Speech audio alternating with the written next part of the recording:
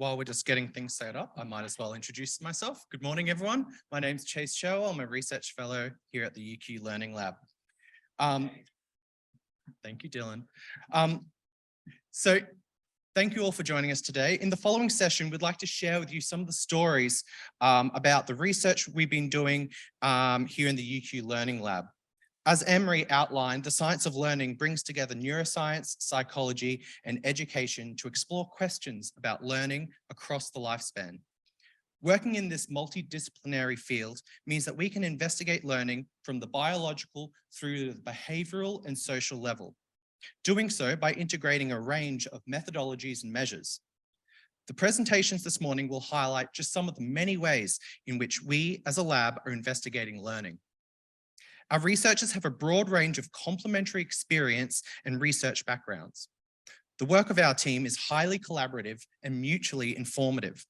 All of our projects bring together experts across education, psychology, and neuroscience.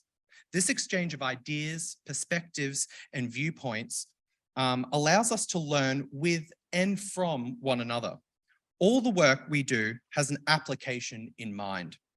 But it all starts with this vital first step in contributing new knowledge to our understanding of how people learn.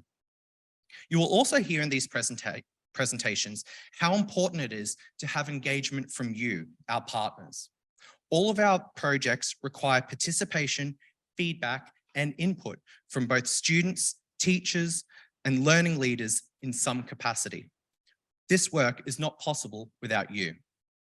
So let's open the pages on some of the foundational research undertaken in the UQ Learning Lab. Our first presentation this morning is from Imogen Stead. Imogen is a PhD candidate at University of Queensland's Queensland Brain Institute, supervised by Professor Jason Mattingly, Professor Anne-Marie Carroll, and Dr. Dragan Rangelov. With a background in cognitive psychology and neuroscience, Imogen is leading one of the largest investigations to date into adolescent cognitive development, combining neuroimaging, computational modeling, and behavior. Please join me in welcoming Imogen.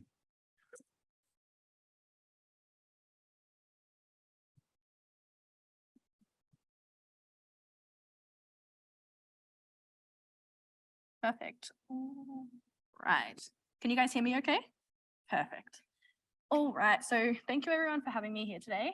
As mentioned, I'm a PhD student here with Professor Jason Mattingly being my primary supervisor at QBI and the School of Psychology, along with Dr. Dragan Rangelov.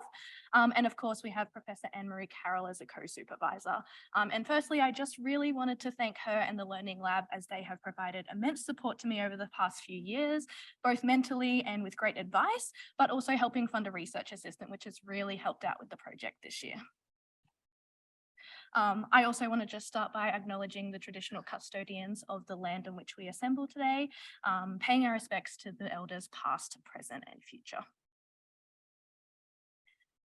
So I wanted to start out by saying, why did I decide to study adolescent cognitive and brain development to begin with? And this might seem like a bit of a silly question being here today at the Learning Lab, but my primary supervisor over at QBI generally works with adult populations and looking at cognition in that age range. So this really was a new thing for us to start looking at the adolescent population. So of course we needed someone with good knowledge of this and to help us guide us in that direction. So we recruited Professor Anne-Marie Carroll to be on the project as well. But what we do know is that adolescence is a period of immense change. This happens physically, emotionally, socially, and I'm sure you can think of many other things that are changing.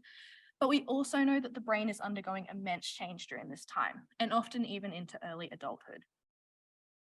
So we can just look at what is called grey matter volume, and this is just where the cell bodies are located within the brain. And what we find is that the trajectory tends to follow an inverted U shape.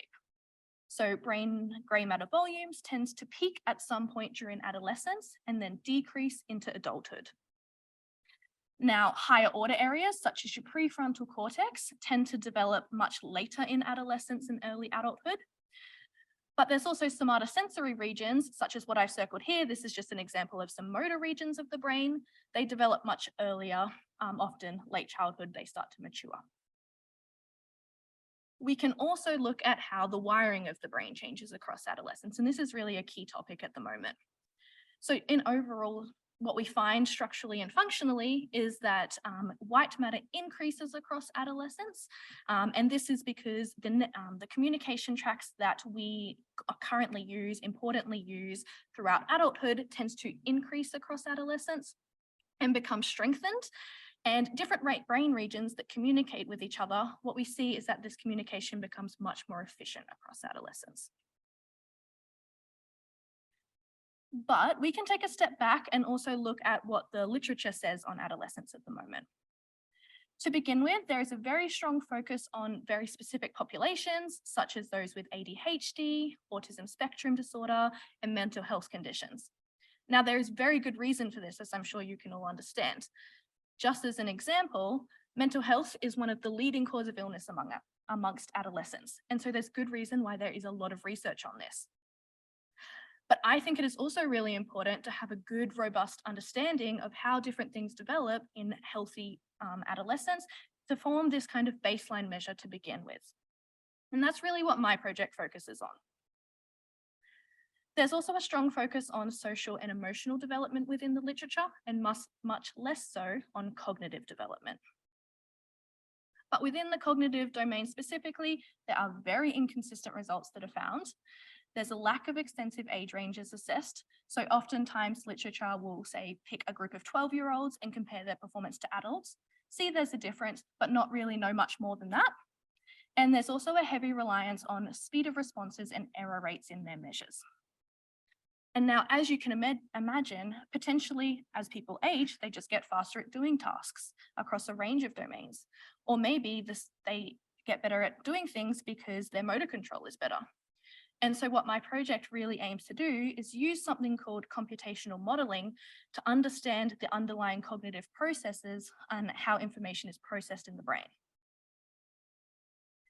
So with that little blurb being said, my project aim is to characterize the neurotypical pattern of development of cognition and brain structure and function across the adolescent stage of life, and to importantly investigate these links between the two.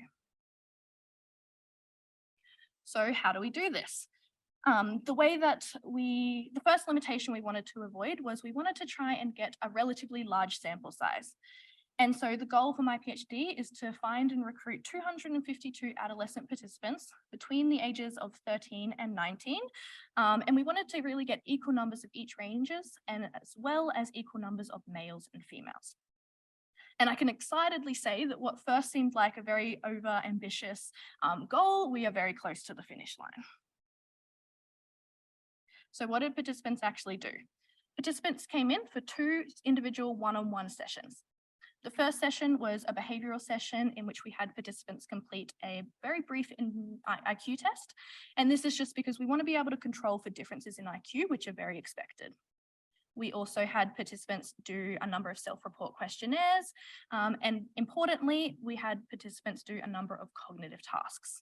I will come back to these shortly, but essentially these cognitive tasks are designed to probe specific areas.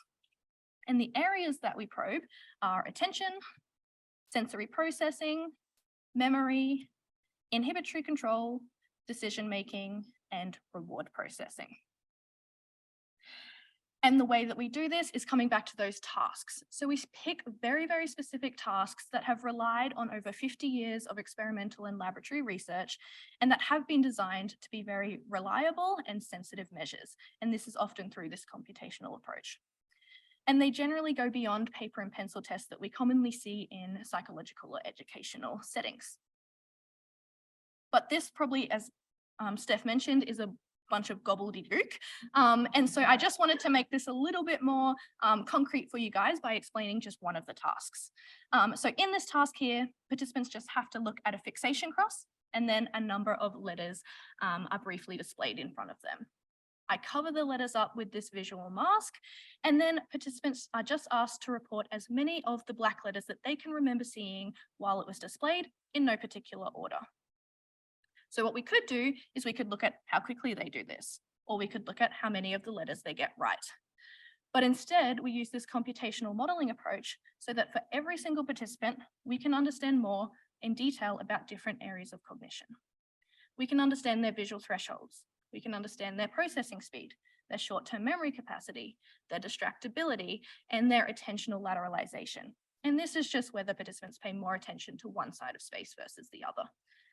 And so what I'm really hoping I'm portraying here is that we use very specific tasks to measure beyond reaction time and accuracy. We can look very specifically at the underlying constructs that may be changing across adolescence.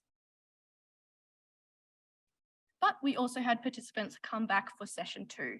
And in session 2, we had a number of different brain imaging scans done. Now, overall, these brain imaging scans cover a number of different domains. Firstly, we can look at the brain structure. Does different areas of the brain develop across adolescence in this kind of gray matter volume sense?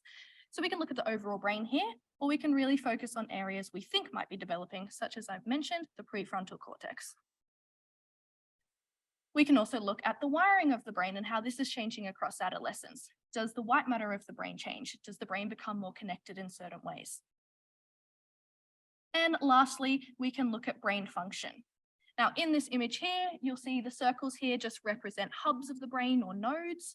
The arrows are the strength of communication between different nodes, and you can kind of think of the different colors as networks of the brain, or regions of the brain that are working together to perform a certain goal. And we can use resting state fMRI to understand more about the networks of the brain and the architecture of these connections. So with that being said, what can we learn about here? What can we learn from my project and hopefully understand more in-depth details about adolescent development? So how do different domains of cognition develop across adolescence? Are certain domains fully developed by the age of 13? Or are there areas of cognition that we can really focus on that we know are changing across adolescence? What are the key changes that occur in the brain across adolescence? Again, looking at your structure, your connectivity, and your function. But most importantly, how do changes that occur in the brain relate to changes that are occurring in cognitive functions across age? And does this change as adolescents develop? Do we notice specific regions within the brain developing at the same trajectory as our cognitive outcome measures? And with that being said, I'd like to thank you all for being here and having me as one of the first speakers today. There's a great program scheduled ahead, so I really hope you enjoy the rest of the talks, and thank you for having me.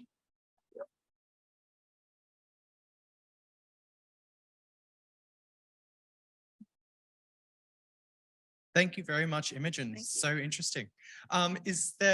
We probably have time for a quick question. If anyone in the audience has any questions or online, feel free to post your question.